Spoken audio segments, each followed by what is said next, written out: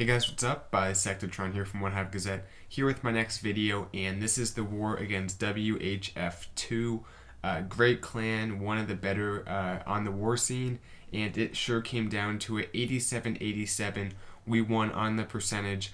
The last few moments of the war were so crazy, had people attacking on all sides, and actually it was so insane that in our clan, people were talking so much and just saying all kinds of random stuff, the word train, all that stuff, that the clan chat only went back 1 minute.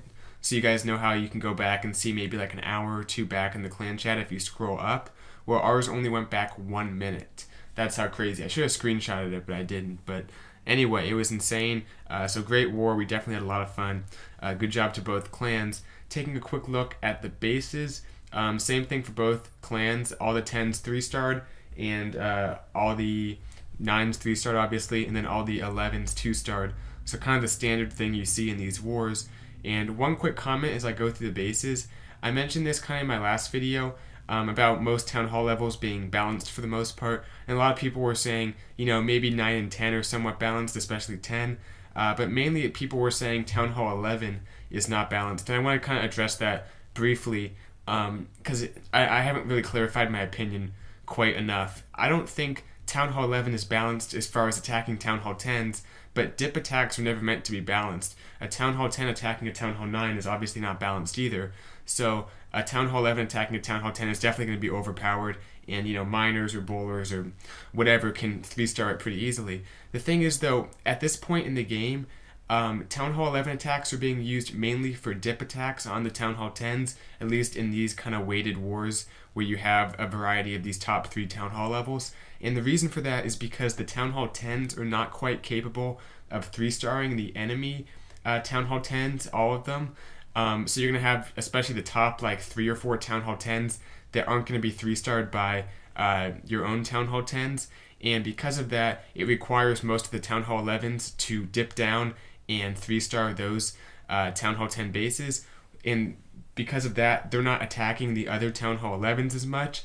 And I think that if the Town Hall 10s, if there's maybe a few tweaks, or if, you know, attacking gets better, if we see Town Hall 10s start to 3-star most or all of the Town Hall 10 bases on the other side, that'll free up Town Hall 11 attacks to try new stuff. And we could see a more balanced Town Hall 11, because right now you can't 3-star a Town Hall 11 with a good layout, with a spam attack, with miners or whatever. It won't happen. It's a good base won't be 3-starred by that. So we might see people adapt new stuff at Town Hall 11, make it more fun again, if the Town Hall 10s can start fending for themselves with maybe a little bit of help from Supercell and being able to take out most, if not all, of the opponent Town Hall 10s on their own and free up those Town Hall 11 attacks for some more fun stuff. But anyway, just my opinion. I don't want to spend the whole video going off on that. Let's take a look at some of these attacks because we had some great ones. Ragnarok, he's been lighting it up lately. A lot of 6-star wars recently from him. And this one is his attack on number 6. You can see it's a pretty solid Town Hall 10 base, kind of a intermediate level, I'd call it. Has level 2 Infernos, but pretty solid point defense, high level heroes, obviously. And kind of lost my train of thought. What was I going to say? Oh, I'm not showing the dip attacks because, as I've said, it's kind of obvious now that they don't take a whole lot of, they're not that difficult. The dip attacks for Town Hall 11, taking out even a max Town Hall 10, is not that difficult with the level 4 miners in the game right now. And maybe that's how it should be, I think, because dip attacks were never meant to be hard, really. So I don't show the dip attacks anymore. I used to do that a little bit, but not anymore. We're going to focus on the Town Hall 10 v Town Hall 10 3-stars, unless we ever see some Town Hall 11 v Town Hall 11 3-stars, which I'm hoping we'll see, like I said, in the last few minutes. So comes in with the kill squad, triggers some giant bombs, gets in there, gets the Inferno. That's an important part. The miners are only good for dealing with 1 Inferno usually. 2 Infernos is quite a bit for them to handle. But the miners kind of making their way through, has that heal for them to keep them up as they go through the base.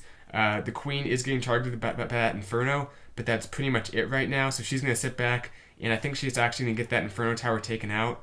And that's that Expo gets her. I can't remember. No, the Expo does get her, but at this point there's so many miners left over that really this base is crushed anyway. You can see here the miners are going to make their way through and take out these last few buildings. So awesome attack here. We'll go ahead and we'll watch a little bit longer, just because it's still not completely over. The Inferno Tower is still up, and that's always a big threat, but still has that heal spell left. And miners are pretty. They get some good value for those heal spells, because when they go underground, they're healed pretty much back to full health. They're kind of in that intermediate health range where when they dip down, they can get back to almost full health before they get targeted again. So it's a good health range for them to have. And you can see the last few buildings going down. I think the last one to go down is the Inferno Tower. So sometimes that happens when you have these Inferno Islands inside the base, but that doesn't necessarily break the attack, and it worked out fine here. So good attack. Nice job, dude. Let's keep moving to number 8.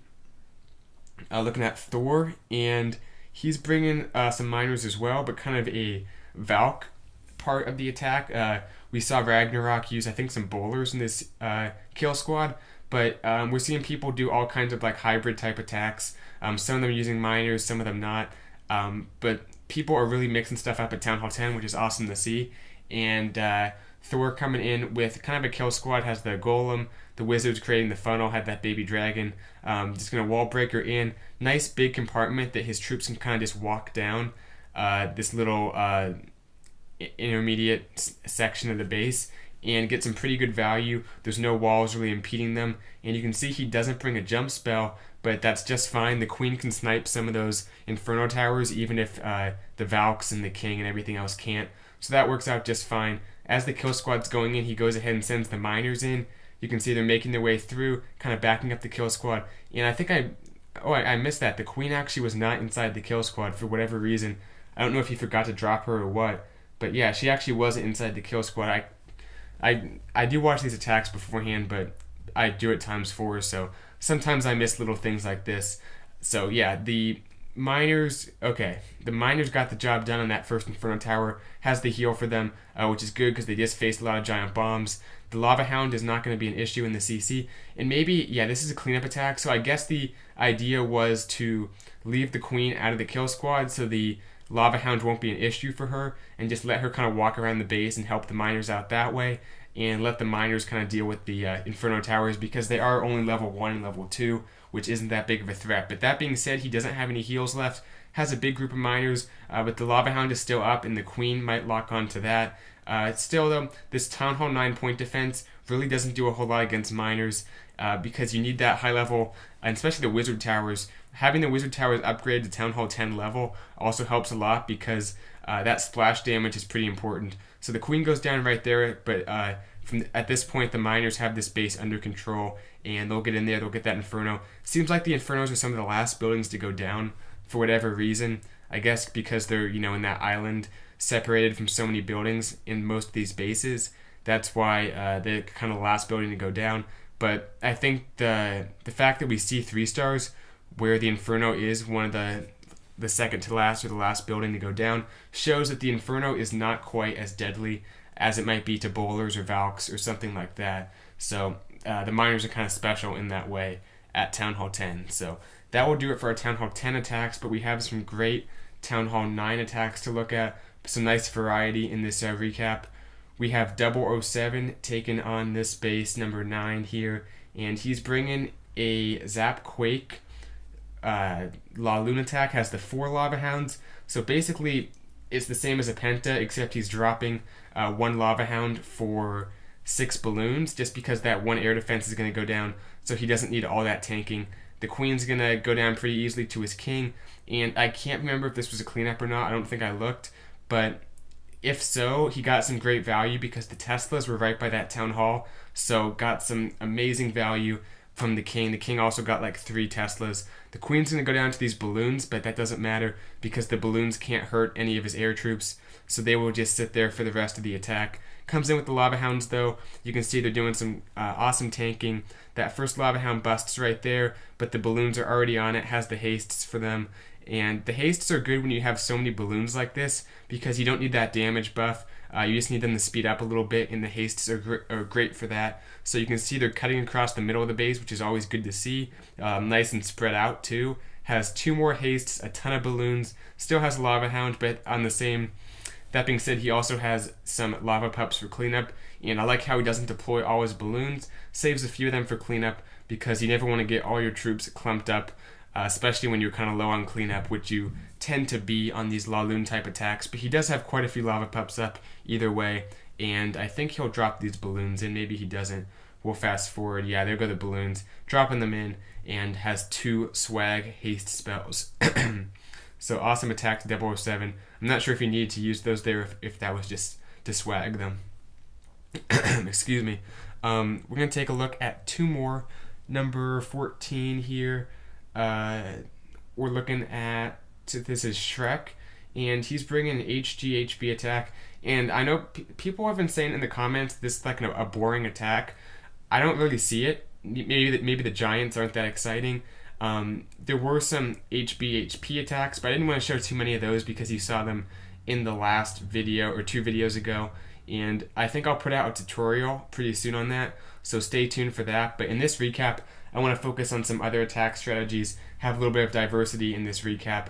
So we're looking at just the standard HGHB that we, I don't want to say used to see because we still see it. The Peckers are just a very new addition to that strategy. So kind of a traditional attack in that sense. But comes through here with the Rages. These level 3 bowlers are overpowered at Town Hall 9. I talked about that too in my last video. They need some kind of way to nerf them because right now they're being used in the majority of attack strategies. I mean, we saw a few that didn't use them. 007's attack, for example, but the majority of attacks do use the bowlers, and I think that's something that should change because we don't want to see a Town Hall 10 troop leaking down the Town Hall 9 because Town Hall 9 otherwise would be pretty balanced. I think it still is somewhat balanced, but it would be a lot more balanced if you didn't have those bowlers at Town Hall 9. I mean, just imagine that. So anyway, Shrek wrecks this base. Pretty self-explanatory.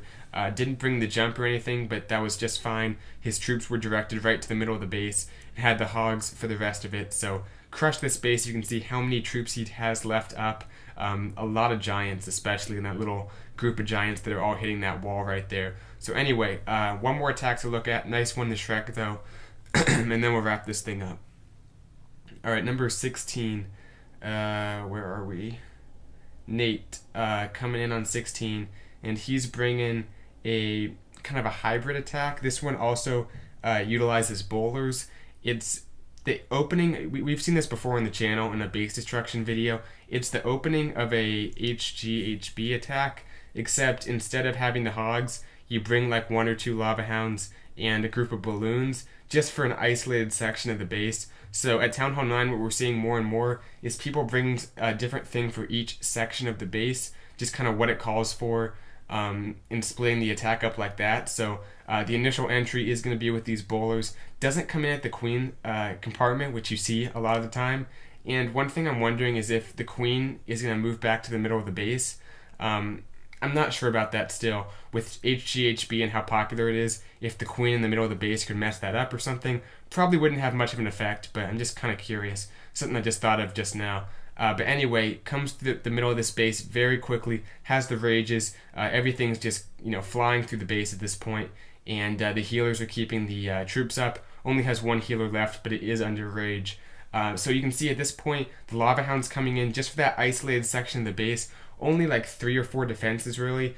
So it's actually kind of amazing to watch because no balloons basically die. So if there's another part of the base that's still left up, you see all the balloons kind of make their way across the base. A lot of them do go down to the air traps, but a few of them will still get over there. The lava hound's still up. So it's just another way to destroy a section of the base and have a ton of troops left up in case any other parts of the base are left over. So this attack has been crushing it lately, especially with the kind of hybrid between the HGHB and the Laloon part of the attack. I'm not going to even try to figure out what you would call this because that's kind of my Achilles heel, is trying to figure out what you call attacks. So I think it would be an HG.